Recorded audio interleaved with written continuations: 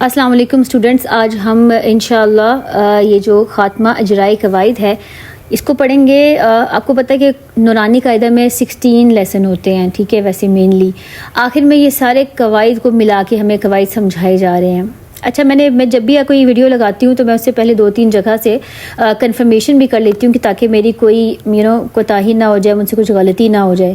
تو آج بھی جب میں نے 2-3 جگہ پہ چیک کیا تو لوگوں نے مطلب کہ حافظ حضرات نے بڑی جلدی سے یہ چیز ایک دفعہ پڑھ کے پہلی 2 لائنز پڑھ کے بس آگے پڑھنا شروع کر دیا۔ تو میرے خیال میں کہ ایسے نہیں ہونا چاہیے ہمیں، کیونکہ ایک عام اگر سیکھنے والا سنے گا تو اس کو سمجھ نہیں آئے گی صحیح سے۔ تو ہم کیا کریں گے، میں آپ کو ساتھ ساتھ سمجھاؤں گی الگ الگ کر کے۔ آج ہم صرف یہ پورے لیسن میں صرف اس اجرائے قواعد کو پڑھیں گے، ٹھیک ہے، قواعد کو پڑھیں گے، اس کو سمجھیں گے، اور اس کے بعد کل ہم انشاءاللہ اس کی جو آخری ایکسرسائز ہے وہ ہم پڑھیں گے، ٹھیک ہے۔ چلیں اسٹارٹ کرتے ہیں۔ پھر سب سے پہلے نمبر 1 جو اس کا رول ہے نا، وہ آپ نے اچھی طریقے سے سمجھنا ہے۔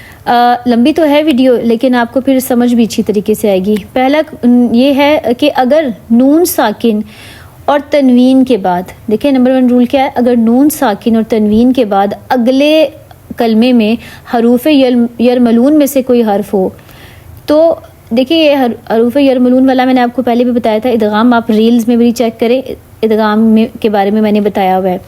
اچھا خیر، تو حروف یرملون میں سے کوئی حرف ہو اگر اس کے بعد تو لام اور را میں بلا غنہ، مطلب غنہ نہیں ہوگا، اور باقی 4 حرفوں میں غنہ کے ساتھ ادغام ہوگا، ٹھیک ہے۔ اور یہ میں آپ کو انشاءاللہ سمجھاتی ہوں اچھے طریقے سے، کیونکہ اس طرح تو پڑھنے سے آپ کو سمجھ نہیں آئے گی۔ اور بچوں کو آپ یوں سمجھائیں کہ تشدید سے پہلے جزم والا اگر حرف ہو نا، تشدید سے پہلے جزم والے حرف کو اکثر چھوڑ دیں گے، اس کو نہیں پڑھتے۔ جیسے کہ اب یہاں پہ آپ اگزامپل دیکھیں گے، ہم اس میں جیسے دیکھیں مر ربی کا، تو اس میں مر ربی کا میں کیا ہے، نون کو را سے نہیں ہم ملا رہے، نون جزم والا اس کو ہم نے چھوڑ دیا ہے، میم کو را سے ملائیں گے، ٹھیک ہے، مر ربی کا، ٹھیک ہے، مر ربی کا پڑھیں گے۔ اچھا، یہ جو اوپر 2 لائنز میں نے پڑھی ہیں اس کو میں آپ کو سمجھاتی ہوں وائٹ بورڈ پہ۔ تو یہ دیکھیں گے حروف یرملون کون کون سے ہوتے ہیں، یا، را، میم، لام، واو، نون، ان کو ملا کے یرملون بنایا ہوا لفظ تاکہ آپ کو یاد رہے یہ حروف۔ اچھا، نون ساکن یا تنوین کے بعد رول کیا تھا، نون ساکن یا تنوین کے بعد اگر حروف یرملون میں سے کوئی آ جائے حرف تو پھر وہ ان کو ہم ملاتے ہیں، ادغام ہوتا ہے وہاں پہ۔ لیکن ایک چیز یہاں پہ یہ ہے کہ لام اور را، اس میں سے لام اور را پہ ہم غنہ نہیں کریں گے ملاتے ہوئے، باقی جو ہے نا 4 حروف یا، میم، واو، نون، اس پہ ہم غنہ کریں گے۔ کیسے، مثال آپ کو میں دیتی ہوں، مثال میں آپ کو ایسا کرتی ہوں، قاعدے سے ہی دے دیتی ہوں۔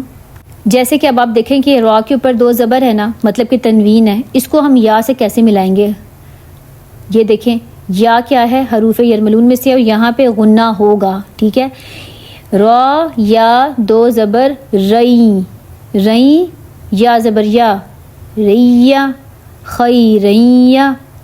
اب جب میں خیرین پڑھی ہوں تو ناک میں آواز جا رہی ہے، خیریا، خیریا، تو رین کریں ذرا آپ کی بھی ناک میں آواز جائے گی، تو یہاں پہ کیا ہوا، غنہ ہوا، ٹھیک ہے۔ اچھا، یہ ہمیں سمجھ آ گئی، خیریا میں غنہ ہوتا ہے جب تنوین کے بعد یا، میم، واو، نون میں سے کوئی آ جائے تو غنہ کر کے ملائیں گے، لام اور را میں سے کوئی آئے تو غنہ نہیں ہوگا۔ اب لام اور را کی ایک مثال میں آپ کو دے دیتی ہوں، جیسے کہ یہی مثال لے لیں آپ، ٹھیک ہے۔ اب یہاں دیکھیں را ہے، را پہ غنہ ہم نے نہیں کرنا، ٹھیک ہے۔ اب نون پہ جزم ہے تو ہم نون کو نہیں ملائیں گے، میم کو را سے ملائیں گے، میم، را، زیر، مر، را، با، زبر، رب، مر رب۔ اب جب مر رب میں پڑھتی ہوں تو میرے ناک میں آواز نہیں جا رہی، غنہ نہیں ہو رہا، ٹھیک ہے۔ اسی طرح سے اگر نون ساکن یا تنوین کے بعد لام ہوگا تو بھی غنہ نہیں ہوگا، مر ربی کا، اس میں بالکل ناک میں آواز نہیں جا رہی۔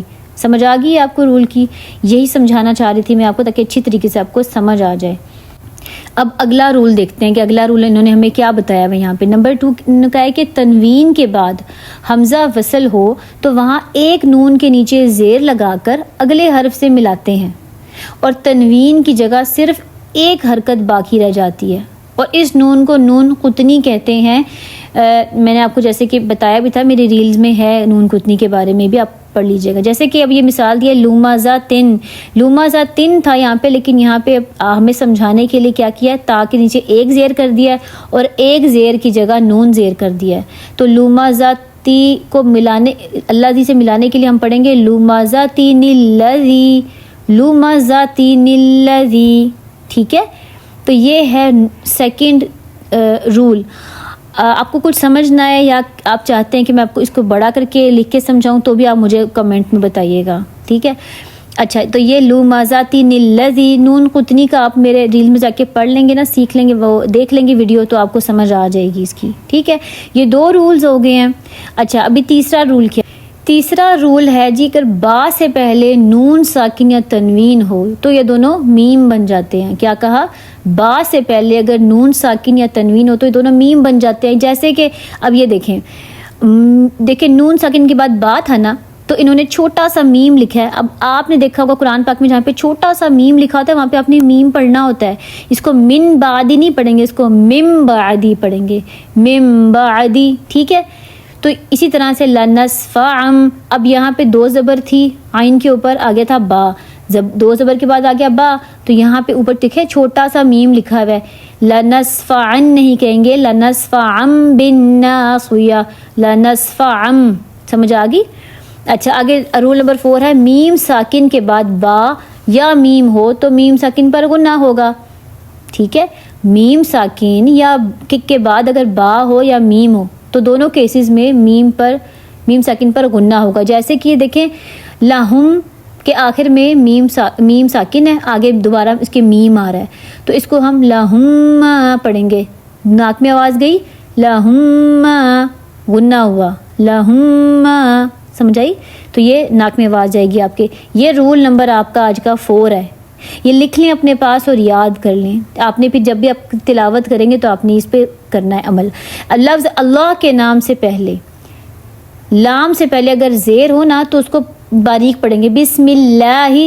اگر زبر یا پیش ہو لام سے پہلے تو اس کو موٹا کریں گے، من اللہ، نار اللہ. ٹھیک ہے، زبر یہ آپ کی دیکھنا ہے. اور آخر میں یہ ہے کہ زبر کی تنوین میں جو الف لکھا جاتا ہے نا وہ پڑھا نہیں جاتا. جیسے کہ با 2 زبر بن پڑھیں گے، با الف 2 زبر بن، یا میم الف 2 زبر من نہیں پڑھیں گے، میم 2 زبر من، با 2 زبر بن. سمجھ آ گئی؟ آئی ہوپ آپ کو سمجھ آ گئی ہوگی. کچھ نہ سمجھ آئے تو بلا جھجک آپ کمنٹ میں پوچھ سکتے ہیں. ٹھیک ہے، بتا سکتے ہیں. میں نے پوری کوشش کی ہے اپنی کہ آپ کو اچھے طریقے سے سمجھاؤں. کل انشاءاللہ ہم اس کی ایکسرسائز کریں گے. السلام علیکم.